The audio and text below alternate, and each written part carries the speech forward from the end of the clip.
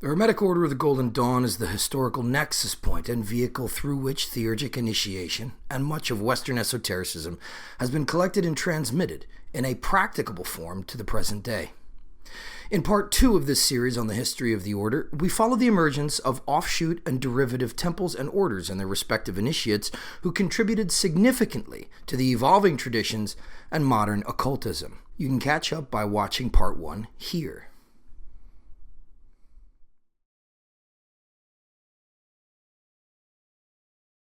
I'm Ike Baker, and this is Arcanum.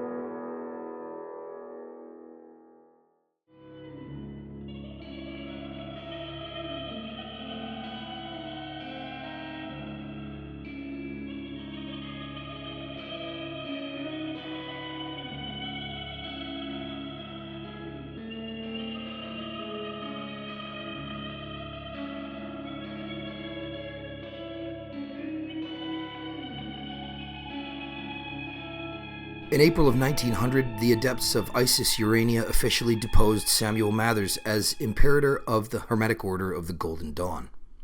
In the aftermath of the revolt and schism which took place at this time, the order was split into several factions. The Matherses, Samuel and Moina, now living in Paris, formed their order Alpha et Omega. In the aftermath of the Horus scandal, the Golden Dawn suffered profanation and public humiliation, and so the Matherses felt the name had to be changed, at least for a time. They considered themselves to be the only and true custodians of the authentic magical current and spiritual lineage of the Golden Dawn, for reasons we revealed in part 1 of this series. William Butler Yeats was appointed Imperator or ruling chief of the Isis Urania Temple in London in the aftermath, now consisting of those members who had decided to continue in the order, apart from the Matherses.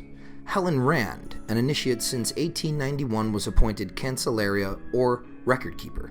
It was not long, however, before this arrangement faltered, and Yeats withdrew from his position of authority.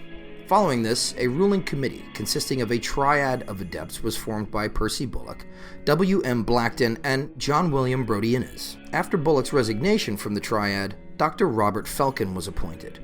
At around this time, Annie Horniman, an adept who was a strong maternal figure to the temple and a rock of solidarity throughout the conflict, also departed from the order, delivering a severe blow to the temple morale, which was already in dire form. More power struggles would ensue, with Brodie Innes attempting to position himself as head of the order in toto, meeting opposition primarily from Arthur Edward Waite. Waite, leading a small group of adepts, insisted that the temple should move away from its magical focus and head in a more mystical, contemplative direction. This effectively created the first splinter organizations of the order in London. Waite's group retained the Isis Urania Temple and reformed the order as the Holy Order of the Golden Dawn, and became focused on Christian mysticism. And Dr. Felkin formed a separate order originally called the Mystic Rose or Order of the MR in the Outer. It soon, however, became known as the SM, the Stella Matutina, this being the Latin for Star of the Morning. Brodie Innes eventually went on to rejoin the Matherses in the Alpha et Omega, briefly becoming Samuel Mathers' successor to the Imperator's office. These offshoot orders and the adepts which comprised them were the original family of magicians and magical lineages which would set seed for the coming traditions of modern Western practical magic.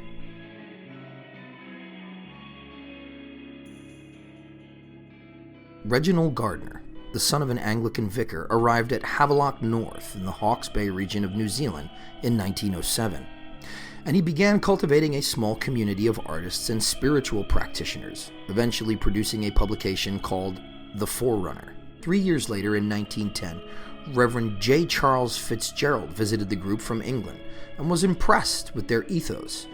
He saw potential for a connection between the London adepts of the Stella Matutina, of which he was himself a member, and the Havelock North group. Over a period of 2 years, the group remained in correspondence with the Reverend, and in 1912, Dr. Felkin and his family arrived in New Zealand to meet with them. At this time, Felkin was the chief of the Stella Matutina, as well as inspector of the Australasian colleges of the Societas Rosicruciana in Anglia, the SRIA, to which position he was appointed by the Supreme Magus and former founding chief of the Hermetic Order of the Golden Dawn, his friend William Wynne Westcott. During Felkin's 3-month visit, 24 people from the Havelock North group were initiated into the Stella Matutina, half of whom were then also advanced into the second or inner order, keeping with the grade structure of the original Golden Dawn. A large piece of land was donated on Toroa Rock Road. A sizable building was especially constructed for the new temple of the Stella Matutina, which was consecrated Temple Smaragdum Thalasis, number 49, with Reginald Gardner being installed as a chief, along with Mason Chambers and a third adept. In the basement of the building, an elaborate temple complex with several adjoining rooms was built as their official meeting and ritual space. The building was named Whare Ra, which in the language of the indigenous Maori peoples of New Zealand means House of the Sun.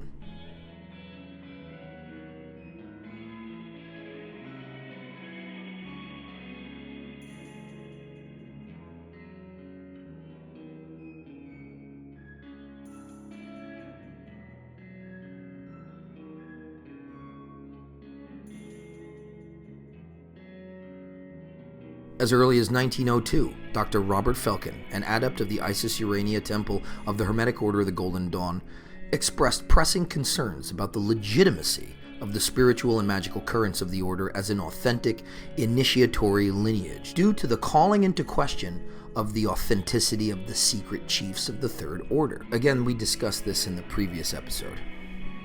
The Third Order chiefs were thought to be beings of such a high level of spiritual development and nature that they existed primarily on another plane of reality. Secret chiefs contacted those on the material plane that would be useful emissaries and operatives of their spiritual missions to, as Samuel Mathers put it, regenerate the planet. Felkin, perhaps disturbed by the introduction of doubt, became determined, some might say obsessed, with finding the true spiritual lineage of the Golden Dawn. To this end, he employed his resources in various missions to continental Europe in search of connecting links to these secret chiefs. Whether material or immaterial, Felkin was determined to find them and forge his own contact with them. First and foremost, Felkin wanted to establish a physical link with authentic Rosicrucian adepts, as the second or inner order of the Golden Dawn was explicitly Rosicrucian.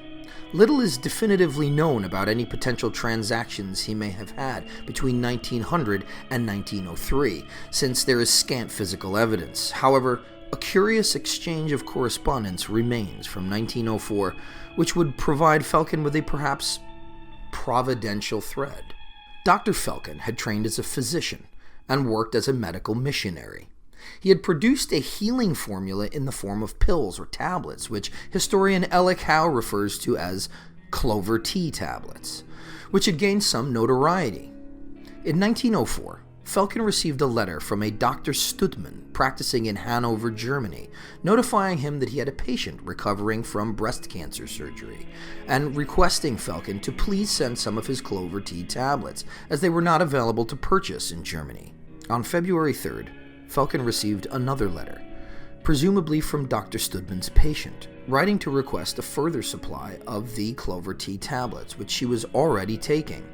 He noticed the signature at the bottom of the letter was from a Fräulein Anna Sprengel at the address 14 Kockenstrasse, Hanover, Germany. Felkin responded to her in a letter dated February 6th. I would be grateful if you could tell me something about your family history. Have any of your relatives had cancer? Where did they live in Germany? Do you have relatives at either Ulm, Heidelberg, or Nuremberg? It is very odd, but I once knew a Fräulein Anna Sprengel, who I believe must have died in 1894. Is it possible that this lady was a relative of yours? Howe writes, Fräulein Sprengel did not reply to his letter until April 4th, 1904. She informed him that the clover tea tablets appeared to affect her digestion adversely, and then, in answer to his questions, wrote, "The lady whom you knew was not a member of my family." Falcon, convinced of this Anna Sprengel's relation to the adept to whom authorship of the original correspondences allegedly forged by Westcott had been traditionally ascribed, pressed further and suggested the two meet, and that he would come visit her in Hanover. She replied that she would be away from home for some time. Falcon was also engaged in an attempt to contact the astral secret chiefs, the at least partially disembodied spiritual entities which existed on a higher plane. He believed to have met this endeavor with success. Indeed, Falcon believed that he had made psychic contact with the Third Order adepts on the astral plane, which he referred to as the Sun Masters. Harriet, Dr. Falcon's wife, is known to have played a part in the reception of messages either by trance mediumship or automatic writing. In a communication made on Christmas Day 1907, quote, "The Sun Masters say to FR," Falcon's motto, Finem Respice, "to greatly honored Frater DDCF, Samuel Mathers, the former chief of the order, the general ritual of the 6 equals 5 was given, but even he never had the ritual of 7 equals 4. Though he was nominally of that grade, he had no power to advance beyond 6 equals 5. Around 1908, Dr. Falcon would also come into contact with a personal teacher and guide on the astral plane named Ara ben Shamesh, Lion, son of the sun. In 1906, the Falcons traveled to Germany and, quote, finally met a professor, his adopted daughter, and another gentleman near Hanover, who he believed were undoubtedly Rosicrucians. They were, however, very secretive and averse to giving much information because they said that although they knew him as a scientific man, he was not a Mason, nor did he belong to any occult society that they had knowledge of. Owing to this, Falcon immediately applied and was initiated as a Freemason in Mary's Chapel, Edinburgh Lodge No. 1 on January 8, 1907. In 1908, Falcon at last got into touch with several members of the Third Order in Germany. The Falcons returned to Germany in 1910 in search of Rosicrucian adepts, and after a proposed meeting between Falcon, Anna Sprengel, and Westcott, who was also in Hanover at the time, fell through, was put into contact with an administrative member of the Theosophical Society's German section, Dr. Rudolf Steiner.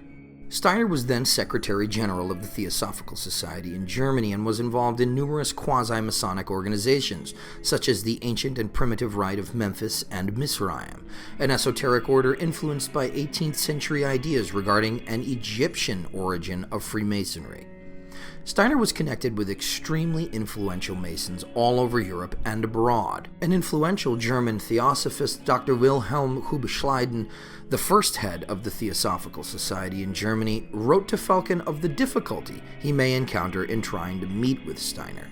Quote, when he is in Berlin for a day or two, there are always dozens of persons, mostly his disciples, who are waiting for hours at his door, hoping to catch him for a short hearing.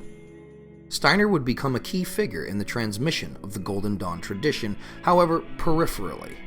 Alec Howe writes in his 1972 in-depth biography of the Golden Dawn, Magicians of the Golden Dawn, quote, it is evident that Falcon visited Steiner in Berlin or elsewhere in Germany in 1910, and was greatly impressed by him. It is apparent, too, that he was convinced that Steiner represented something far more important than the Theosophical Society, meaning that he supposed Steiner's theosophical activities merely provided a camouflage for a far more esoteric group. Steiner could provide the hitherto missing link with the historical German Rosicrucian fraternity, and therefore with the secret chiefs of the Third Order.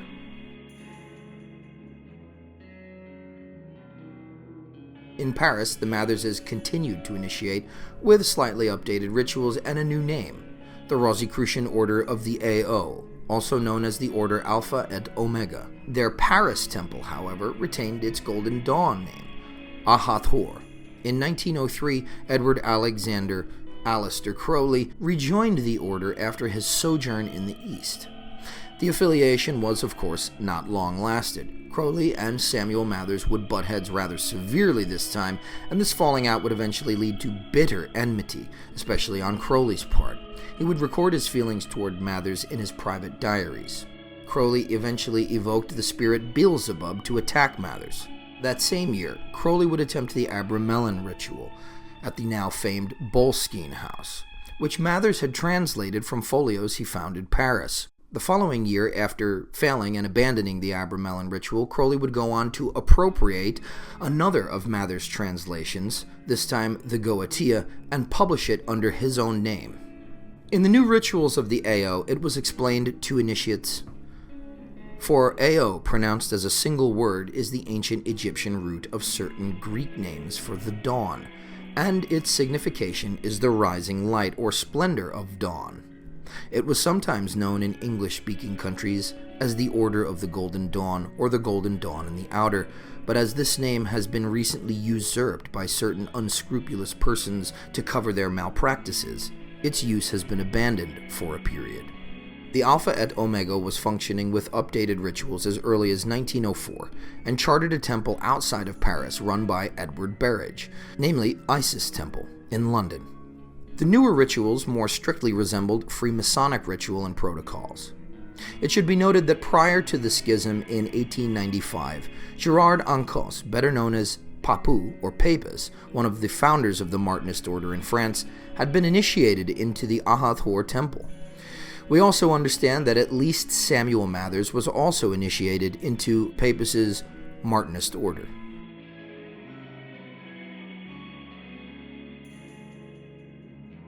In 1899, the Matherses conducted a performance at the Bodinier Theatre in Paris, which was a highly dramatized public ritual referred to as the Rites of Isis. It showcased their esoteric partnership. These rites helped improve their status and visibility in the occult subculture of Paris. J.W. Brodianus had been imperator of a Golden Dawn temple in Edinburgh, Scotland, called Amun-Ra. After he and his wife were both deposed as chiefs by Mathers in 1897, Brodianus began cultivating a sort of temple within a temple, with members chosen by him to pursue a specific kind of work. Similarly to Felkin's contact with Ara ben Shamesh, Brodianus developed a contact with an entity called Shamesh. In both Hebrew and Aramaic, Shamesh means the sun. In descriptions of the contact and from extant recordings of their communications, Shamesh seems to have been the voice of a group of astral entities rather than a single teacher, referring to itself as we. There is a connection here to Felkin's aforementioned Sun Masters, as Felkin and Brodianus worked closely with one another in an attempt to channel an inner solar order of secret chiefs. Brodianus had initially contacted these entities before Felkin had.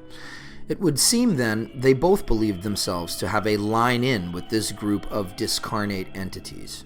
The exclusive group of hand-selected initiates, comprising a secret society perhaps within a secret society in Amun-Ra Temple, was referred to as Cromlech, a Welsh word referring to ancient monolithic stone circles, of which there are thousands across Scotland, similar to the famous complex at Stonehenge.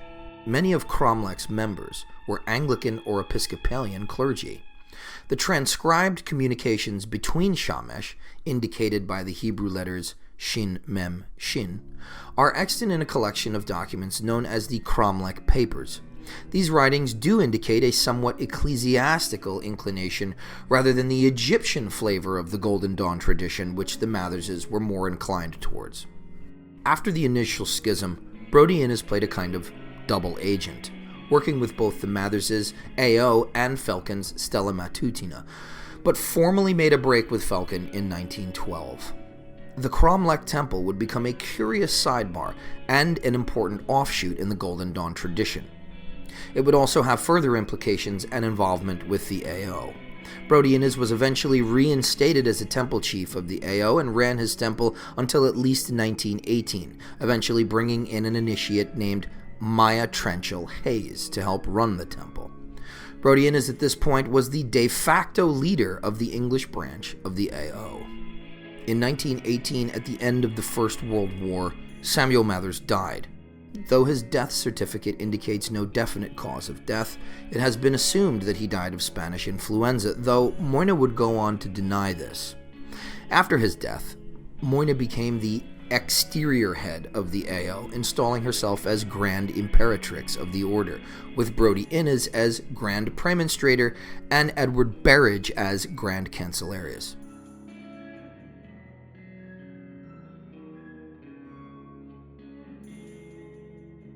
In 1919, a young student of psychology and occultism was initiated into the London section of Brodie Innes' AO Temple. Her name was Violet Firth, and she had been brought in by Maya Tranchil Hayes.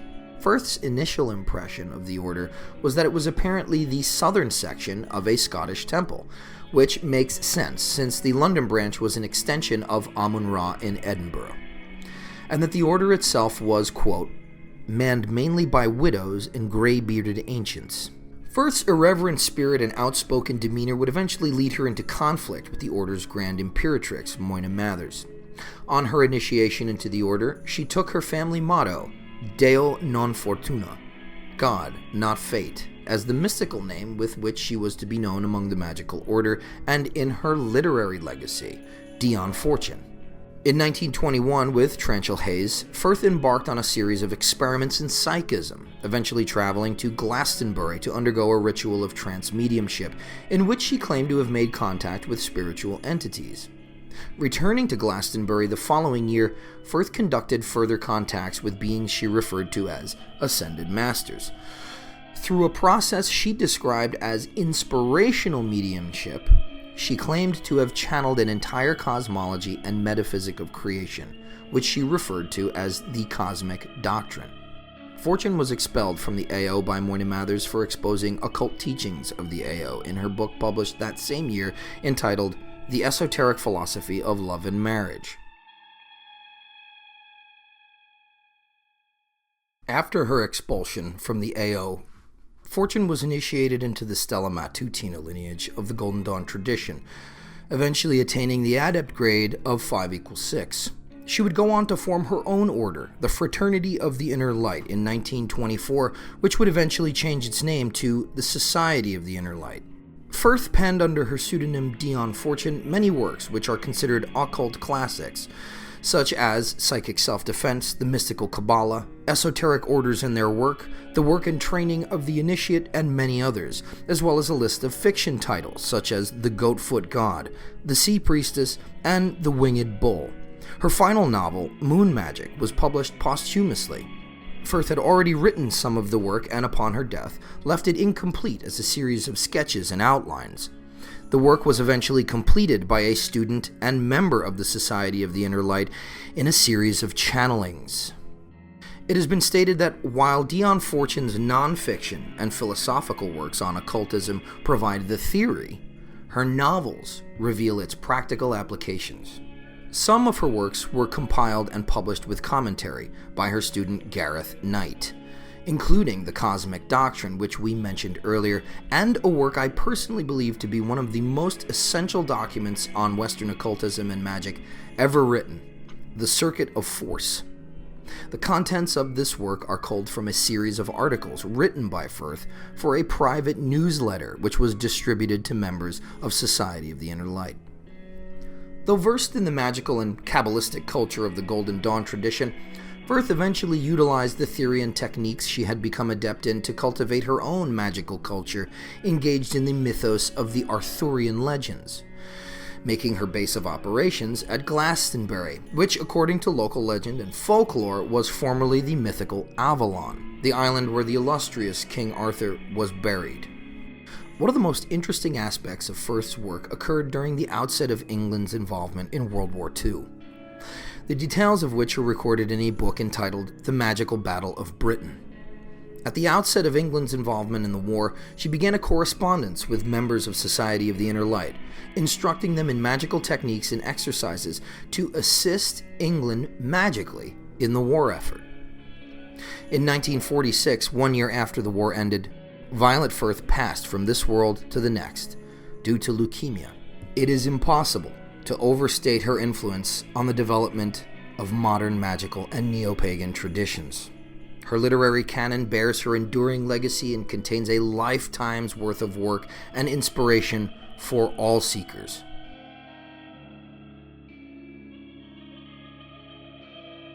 In 1909, the Falcons began working closely with an initiate named Neville Gauntlet Meakin. Meakin claimed to be in the royal Tudor family lineage, and to claim custodianship of an order having existence since the time of the legendary King Arthur. This was called the Order of the Table Round, which he had planned to initiate Robert Falcon into. It is also claimed that Meakin helped in rewriting certain of its rituals for the Stella Matutina, perhaps most notably the Ritual of the Portal, a grade connecting the outer Order of the Golden Dawn with the inner Rosicrucian Order. A record exists dated 1910, which records Falcon consulting with his solar contact, Ara Ben Shamesh. He asks, quote, "Shall Shemseddin, a mystical moniker adopted by Meakin, go to Berlin? And is it advantageous to see Steiner?" The answer recorded was, yes. Meakin was sent as Falcon's emissary, since Falcon did not have the time required to spend with Steiner in Germany in order to acquire what he believed would be the legitimate German Rosicrucian link, giving full authority of lineage to his Stella Matutina offshoot of the Golden Dawn. It is apparent that Meakin stayed for a time with Steiner. A letter written by him refers to their interactions. Quote, "The doctor is too great a man to be vexed with me. After all I wish to do is secure that the best teaching reaches those most fit for it in the easiest way.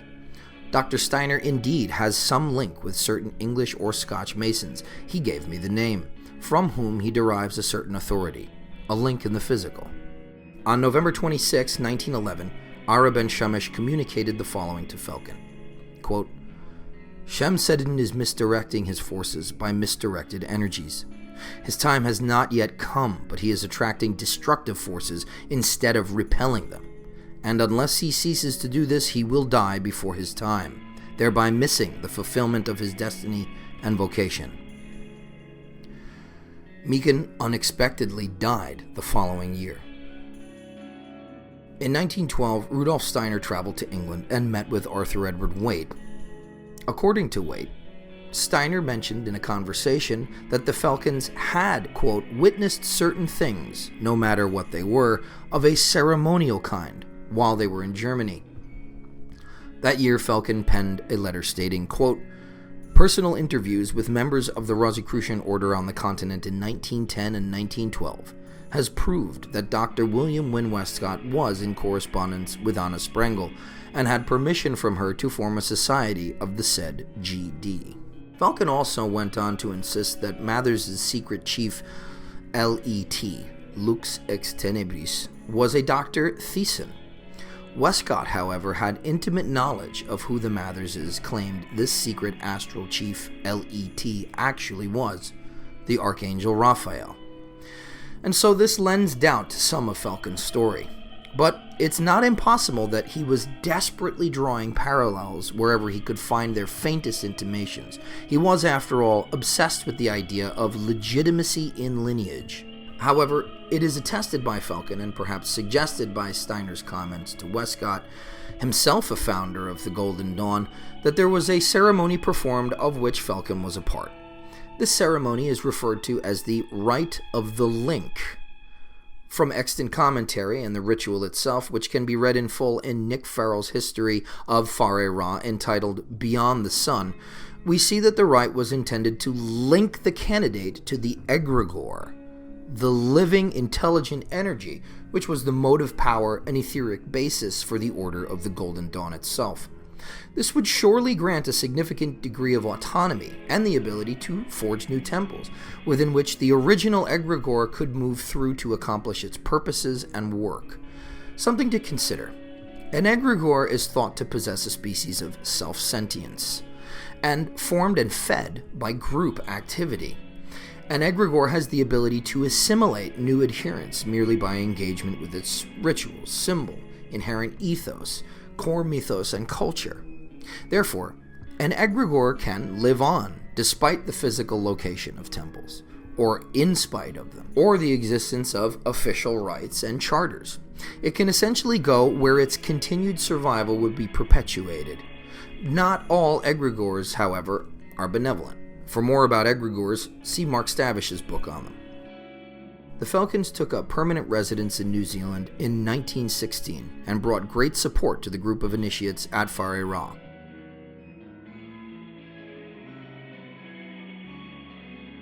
At around this time, things began to unravel for the initiates of the Stella Matutina in London. Firstly, there was the phenomenon of several initiates becoming severely addicted to being on the astral plane. Author and order historian Francis King has referred to these members as Dr. Falcon's astral junkies.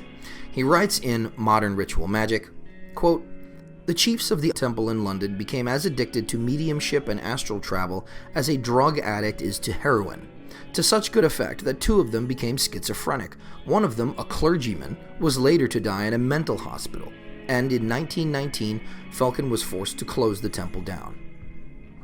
One of these addicts was a chief known as Sorer Het Ta, otherwise known as Christina Stoddard. While she was spared her fate in a mental institution, Stoddard became convinced that the Golden Dawn, and all esoteric orders for that matter, were part of a global conspiracy."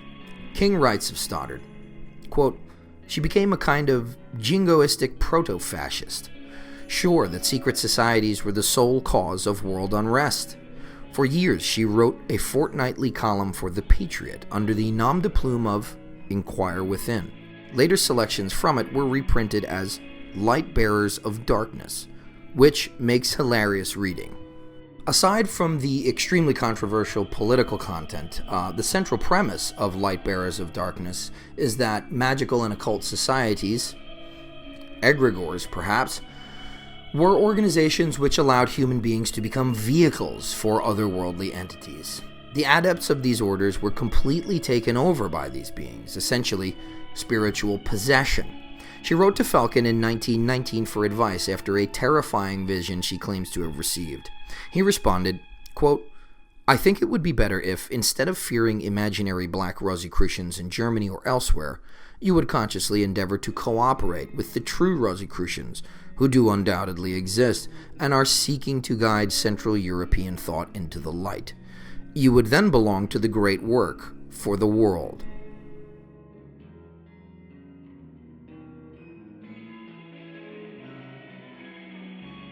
Former Golden Dawn initiate Edward Alexander Crowley, known by names such as Alistair, Perdurabo, and Mega Therion, the Great Beast, seemed to revel in embroiling himself in public conflicts. His first acts post-Golden Dawn were to establish an order he called the AA, whose initials most say stands for Astrum Argentium, the Silver Star. He essentially just took the rituals of the Golden Dawn almost completely verbatim, slight alterations. His contribution to all the innovation taking place at this time was to essentially invert the Golden Dawn's magical formula of self-sacrifice and appropriate its Kabbalistic formula of union with the higher divine genius and the true aspirations of the soul, which he termed true will. He styled and branded himself as a prophet of a new eon, a new religion, Thelema, which was to replace Christianity, by his own words. The philosophy of his new religion was also allegedly channeled by Crowley, given by a being known as Aiwass. The channeling is recorded in a work entitled Liber al vel legis, or The Book of the Law. Crowley went on to style himself as the head of virtually every order. The AA, the Ordo Templi Orientis, from which he was expelled by its head, Theodore Reuss, in 1921 or 22. He even proclaimed himself the chief of the Rosicrucians. He began publishing a periodical entitled The Equinox, within which he parodied his former Golden Dawn templemates, making himself the cool, collected, and triumphant hero of each anecdote, and publishing the rituals of the Golden Dawn. He spent quite a bit of time in court for all these misadventures. In the realm of Golden Dawn history, his contribution is really in spearheading an offshoot tradition which artists and initiate Ithel Colquhoun has labeled as bent sinister. Sinister in Latin means left, and many occultists today would agree that the AA and the OTO have a distinctly left-hand path ethos and culture. If you don't know what that is, look it up. However, the Golden Dawn wasn't left-hand. It wasn't right-hand. The Golden Dawn was and is today a middle path system. The inversion of the magical formula of the Inner Order of the Golden Dawn, which is essentially an order's spiritual blueprint, is one based on the death, dismemberment, and resurrection of Osiris, in line with the death and rebirth of the initiate into a new life, predicated upon the Rosicrucian ethos of self-sacrifice and balance, temperance. Crowley, on the other hand, advised extremism in every direction, and while penning volumes of ostensibly egalitarian propaganda, he lived a life contradistinct from his pretendedly spirit-seeking literary persona.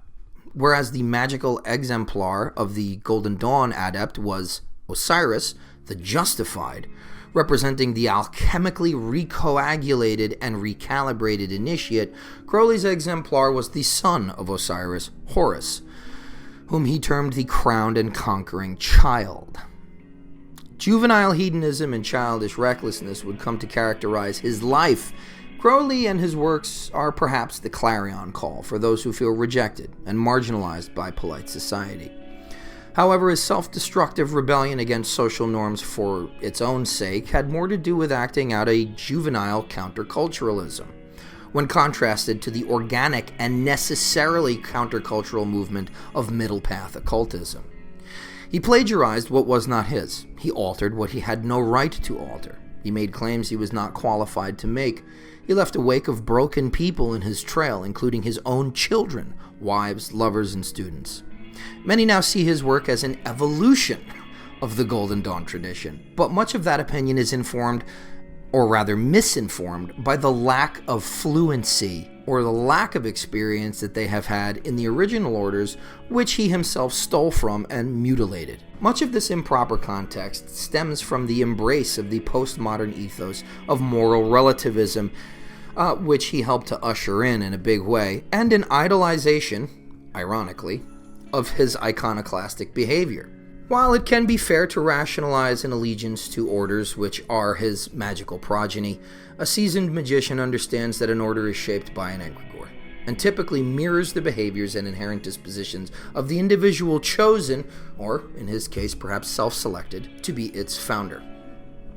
Many forswear Crowley as a person, but still give credence to his organizations. Yet, the order and adepts which trained him, albeit shoddily, due to the unfortunate circumstances surrounding his initiation, which taught him everything he knew of Western ceremonial magic and Kabbalistic processes of ascent, had this to say, quote, "The only real way to become the greatest adept is directly dependent on your life and your actions in life."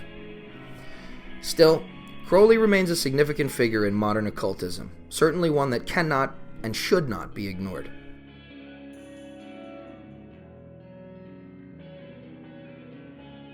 A young man from the United States would sail to Paris to become the personal secretary of Crowley in 1928, and eventually completely change, and arguably save, the course of occultism and magical orders. His name was Israel Regudi, and would later change his surname to Regardi.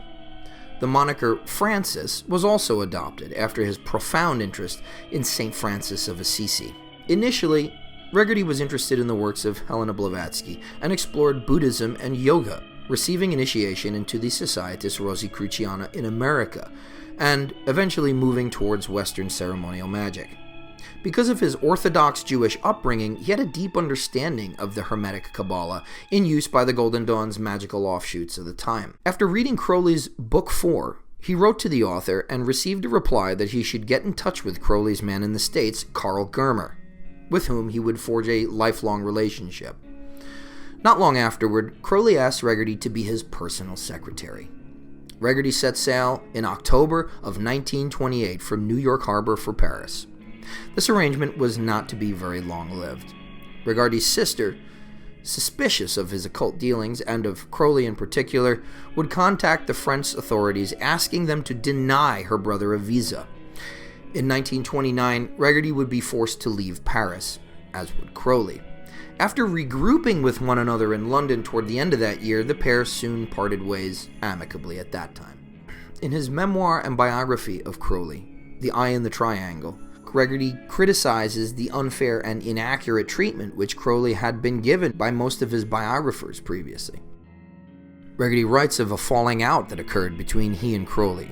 which resulted in Crowley sending out supposedly anonymously written letters to members of Reggerty's family and groups of associates and friends, which describe him as being born in a slum, ashamed of his Jewish heritage, and goes on to list various physical ailments Reggerty had either developed or contracted, such as constipation, gonorrhea, which, in fairness, Reggerty contracted because Crowley advised him to see prostitutes, and an, quote, ingrained habit of onanism, end quote.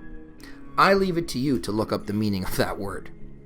He then claims Reggerty was a thief who had robbed and betrayed several of his benefactors and lovers, and that he started a, quote, quackery of his own in the United States. Reggerty writes, quote, "It took me a long time to forgive him for his disgusting bit of self-projection. It is only within recent years that my admiration for him as a great mystic has triumphed over my resentment and bitterness, enabling me to put aside my contempt for the nasty, petty, vicious louse that occasionally he was on the level of practical human relations."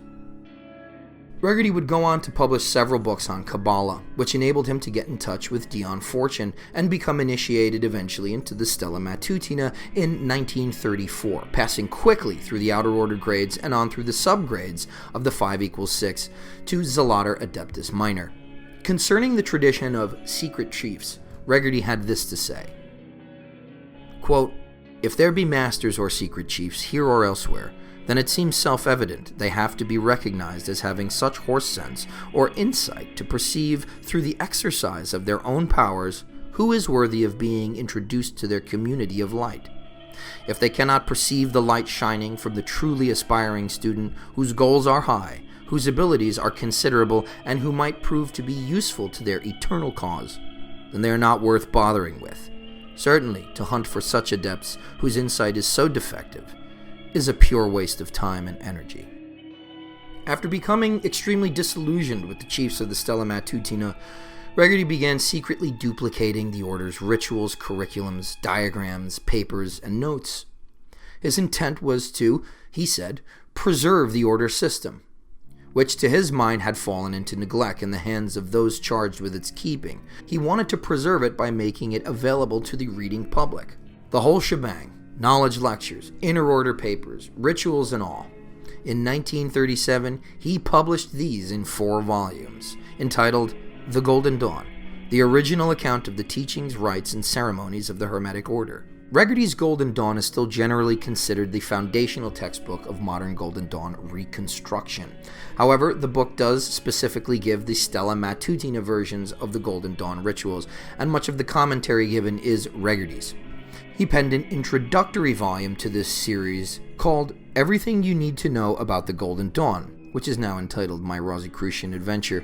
He writes, "The time, I think, has now come for the veil to be drawn back, that the golden sun of the hidden knowledge may irradiate its glory, not only upon obligated initiates, but upon students of psychology and occultism wherever they may be. And I agree that for the pontiffs of the order to attempt to prevent that disclosure would be a reactionary gesture, which would entail their utter destruction. In fact, the whole position has become both ludicrous and intolerable. Disaster and corruption have long been trailing in the wake of the Golden Dawn, showing it since the date of its English inception and at long last overtaking it. Dire necessity is the cause of this present introduction to its system, and the proposed future exposition of its scheme of training, which antedates its order mode of transmission." Reggerty returned to the United States in the same year, having been gone 9 years, and began a practice as a psychotherapist. This, no doubt, the quackery Crowley's letter mentions. He continued to publish books, many of which became occult and spiritual classics in his own lifetime. The publishing of the Golden Dawn renovated magic forever, releasing it to availability in the mainstream only a few decades before a cultural revolution in the 1960s. Most of ceremonial magic to date is culled from the Golden Dawn system, much of which was made available by this book. Reggerty died in 1985 of a heart attack. It has been reported that his last words were, "Oh, here I go."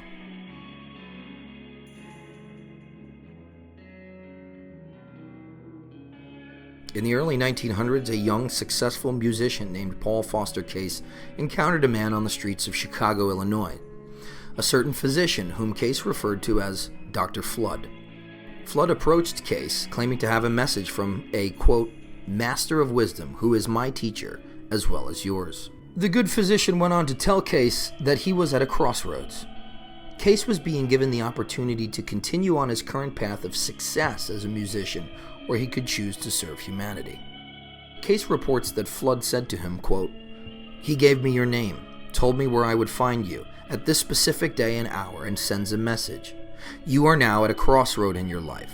If you decide to continue in your musical career, you will be successful. However, if you take the other road, you will be dedicating yourself to fully serve humanity and play a vital part in its evolution for this coming Aquarian age. Your life will be hard. You will be subjected to forces difficult to withstand. Tests and trials will be with you throughout your incarnation. Sorrow will be with you often. The recognition of your contribution to the evolution of humanity will start to come only after you have left your physical body. The masters await your decision. Case accepted and never looked back. In 1918, the year Samuel Mathers died, Case made contact with the Alpha et Omega. He initiated shortly thereafter and went through the grades quickly. His temple mate, Michael James Whitty, who had introduced him to the order, was a publisher of an occult periodical entitled Azoth magazine. The two collaborated on what would become an esoteric classic, the Book of Tokens, a book featuring a deeply mystical elaboration of the tarot. Though now a part of the Golden Dawn lineage, Case had come under the tutelage of his own teacher, another Master Adept, which he referred to as Master R. This entity or person would be the source of much of the material contained within the Book of Tokens, and whose teaching would inform the basis for the order Case would go on to found. In 1920, Case's close friend and collaborator Whitty died. Case attributed his friend's death to the work undertaken in the inner order of the AO, particularly the work with Enochian magic, a type of magic consisting of a reworking by the early founders of the Golden Dawn, as well as certain antecedent influences, of the angelic magic communicated to the infamous Elizabethan magician, polymath, and court astrologer to Queen Elizabeth, Dr. John Dee, and his seer, Edward Kelly, by a coterie of enigmatic angels. Case wrote to Regarty in 1933, quote, my criticism of this part of the GD work is this. First, that it emanated so largely from Kelly. Second, that the tablets are part of a rigmarole by which Kelly persuaded Dee that they too were to be the puppet masters of a new European political order, which should supersede the kingdoms then reigning. Third, that the same angel who dictated the tablets also required that Kelly and Dee should have all things in common, including their wives. Fourth, that the whole project came to the same ignominious end that is to be expected of human undertakings based upon the promises of spirits. Fifth, that there is no good reason to suppose that Kelly or Dee, or their enterprise, to say nothing of their magic, corresponds to anything Rosicrucian.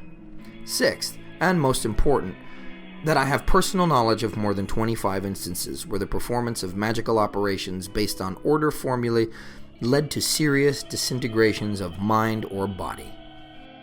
Moira Mathers, ever the grand imperatrix of the Alpha et Omega, sought fit to correct Case on some of his public writings, particularly on the matter of sex, as was the argument she had taken up with Dion Fortune, eventually leading to his resignation.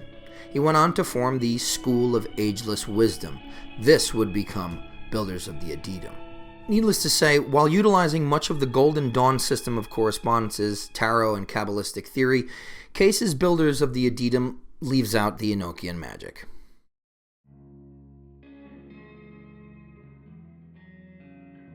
Crowley's AA and OTO, Dion Fortune's Society of the Inner Light, the many magical groups and solo practitioners enabled to develop by Regarty's literary work, particularly the publishing of the Golden Dawn, Case's Builders of the Addendum, all of these took the tradition of the Hermetic Order of the Golden Dawn in their respective directions. The initiates of the Smaragdum Thalasis Temple, or Fare Ra, however, were the last remaining temple consecrated by an adept of the original class of the Hermetic Order of the Golden Dawn. The building in which they held their temple even defied an earthquake in 1931, which destroyed most of the buildings in the surrounding neighborhoods. Dr. Felkin died in 1926, and leadership of the temple fell to Reginald Gardner, along with Felkin's widow. Far-E-Ra performed regular work in a fairly isolated setting, being half a world away from the main center of Golden Dawn-related magical activity. After a slow decline in membership and activity, the chiefs of the temple released the following message to its members in 1978. Quote, "Dear fratres et sorores, this letter is addressed to all members of the Order of St, including members of the Second Order. It is with great regret that we write to inform you that the temple is closing and there will be no vernal equinox ceremony. Those of you who have been present at recent equinox ceremonies will surely have been aware not only of the lack of numbers, but also the lack of power in the temple. Those who have read their annual reports can scarcely have failed to notice that no new members have been admitted since 1975. Indeed, there have been no grade ceremonies at all for the last 2 years or more." Much of the regalia and records of the Smaragdum Thalasis temple were burned, and Far-E-Ra closed its doors forever.